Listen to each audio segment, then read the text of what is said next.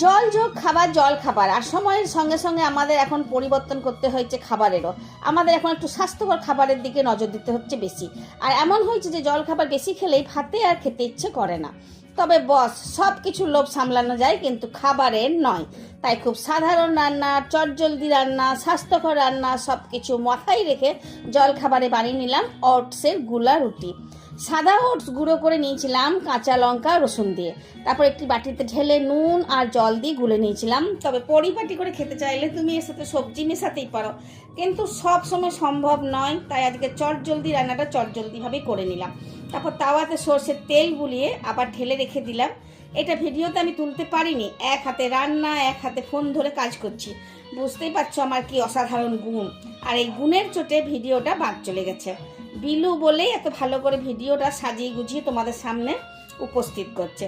তো বাদ দাও এইসব আমার ফালতু কথা। তারপর ওই তাওয়াতে ছোট ছোট রুটির মতন ওটসের গোলা রুটি সেঁকে নিলাম।